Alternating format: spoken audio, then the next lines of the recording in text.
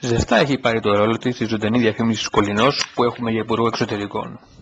Κατάφερε σήμερα με δημοσίευμα του Ελεύθερου Τύπου να ανοίξει και επισήμως, λέει, το δρόμο για τη δημιουργία 2 στρατιωτικών νεκροταφείων στη Νότια Αλβανία για τους άταφους νεκρούς του Ελληνοϊταλικού πολέμου 1940-1941.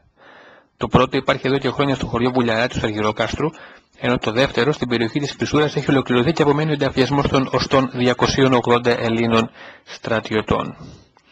Στη συνέχεια η Ντόρα αναφέρθηκε στην δυναμική εθνική ελληνική μειονότητα, δηλαδή σε κάτι γριούλες και γεροντάκια που αποφάσισαν να μείνουν στα χωριά τους γιατί ήταν πολύ μεγάλη για νέες συγκινήσεις στα διαμερίσματα της Αθήνας.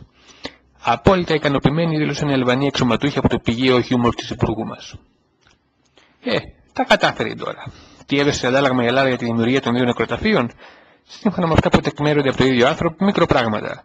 Μια ψηλοσυγκαταθεσούλα για ένταξη της Αλβανίας στο ΝΑΤΟ. Θεσούλα στο ΝΑΤΟ ήθελαν τα παιδιά και τώρα τους βόλεψε. Ένας διορισμός πάνω, ένας κάτω. Τι σημασία έχει?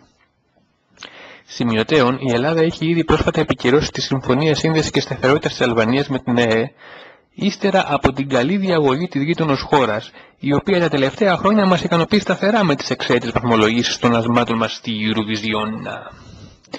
Ύστερα από όλα τα παραπάνω και αφού η καύση των νεκρών ανοίγει και στην Ελλάδα, θα ζητήσω να αποτεφρωθώ όταν πεθάνω, έτσι. Ποιος ξέρει σε τι πετυχημένες εθνικές διαπραγματεύσεις μπορεί να χρησιμοποιηθούν τα κοκαλά μου αργότερα? Και μια και που μιλάω για τα ελληνοαλβανικά, θυμήθηκα την εξής απίστευτη ιστορία. Υπάρχει περίπου 4 χιλιόμετρα μέσα από τα σύνορα στην πλευρά της Αλβανίας ένα ελληνόφωνο χωριό που το λένε Σοπική. Ελληνόφωνο είναι, παιδιά, ελληνικό θα ήταν αν βρισκόταν μέσα από τα δικά μας σύνορα. Στην κάποτε ακμάζουσα Σοπική, με κάνα 2.000 κατοίκους, μιλάμε περίπου μέχρι το 1990, σήμερα έχει μείνει μόνο η θεία πάνω με την αγελάδα της και καμιά κατοστή ιερή ακόμη. Η Σοπική, όπως και αρκετά χωριά εκεί πέρα, πριν το 50 τροφοδότησαν αρκούντος στην Αμερική με φτηνό εργατικό δυναμικό, όπως βέβαια και την Ελλάδα μετά το 1990 όμως. Μετά την κατάρρευση του εκεί κράτους και το άνοιγμα των συνόρων, οι δρόμοι που ένωναν το χωριό με την υπόλοιπη Αλβανία έμειναν χωρίς συντήρηση. Είναι πλέον καρόδρομοι και σχεδόν απροσπέλαστοι. Ήταν λοιπόν πιο σύντομο να πάει κάποιος από τη Σοπική στο Αργυρόκαστρο μέσω Ελλάδας, Κακαβιάς, παρά απευθείας. Πριν λίγα χρόνια λοιπόν ο αμερικάνικος ιμπεριαλιστικός δάκτυλος, εκπροσωπούμενος πράξη από τους σόπικους ομογενείς του Σεντ Λούις, αποφάσισε να δράσει και να φέρει τις όμορες χώρες σε μια ψιλοκόντρα. Η θεία από το Σεντ Λούις λοιπόν, μάλλον όχι η θεία από το Σεντ Λούις λοιπόν, βλέποντας ότι δύσκολα πήγαινε στο χωριό για διακοπές και επίδειξη, αποφάσισαν να επισκευάσουν το δρόμο, περίπου 3 με 4 χιλιόμετρα ήταν αυτά, που ένωνε τη Σοπική με τα ελληνικά σύνορα. Και βέβαια, ως μίσοι καπιταλιστές, έκοψαν αλβανικό γραφειοκρατικό δρόμο, χρόνο, χρήμα και κόπο. Τι έκαναν?